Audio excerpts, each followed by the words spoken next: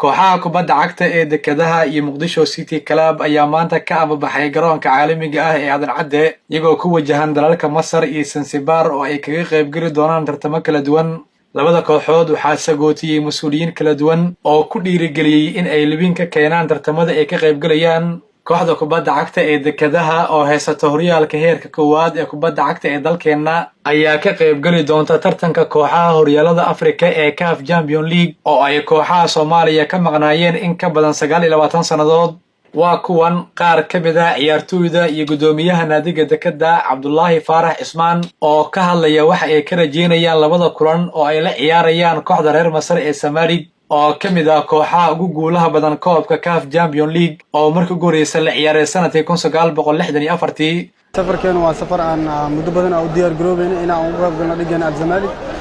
aan maantana u safreen dalka Masar waxaan u diyaar garoobnay inaan meeshaas guul ka keeno u bixino inaan team ahaan u bixino waxa u bixina Soomaaliya oo dhan wallahi waa dareemi kartaa tartan walba laga qayb galay balaan la digsadaan balaankeenu wuxuu yahay inaan meeshaas aan sanadkan guul ka keeno insha Allah hadii Ilaahay ujeedka aan meesha u aadayno aan ka keen aragno guul waaye mid kale isku xirka teamka aad u fiican yahay wada shaqeynta maamulka iyo macallimiinta waxaan leeyahay aan raayahan taageerayaasha naadiga degada meel walba joogaan waxaan leeyahay guul ayaa sanadkan keen doona insha Allah Allah si fiican ay u diyaar garoonay waxaan filaynaa insha Allah ilaahayna ka baryaynaa annagoo caafimaad qabin oo guul wadna inaan imaan Allah mar walba diyaar garowgeena ayaa noo muhiimsan koox walba la ciyaarayna waxay noo tahay finaal Allah farinta naadiga degada oo dal iyo dibad meel walba ay joogaan taageerayaasha waxaan leeyahay farxadiina waa farxadeen waxaan u soconaa safar CAF oo aan la dheeli doono kooxda Al-Zamalig ee ka tirsan dalka Masar insha Allah ilaahay idinkiis kooxda waxay degashay diyaar garow dheer maadaama horyaalkii 2018-19 uu noo dhamaaday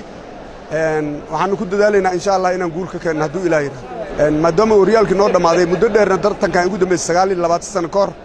waxaan ku dadaalaynaa albaab cusub inaan furno insha Allah haduu ilaahay yiraahdo fariin Soomaaliyeed waxaan u direynaa shacabka Soomaaliyeed inay lana garab istaagaan taageeridda ciyaartooyda Soomaaliyeed iyo kooxaha dalka jira.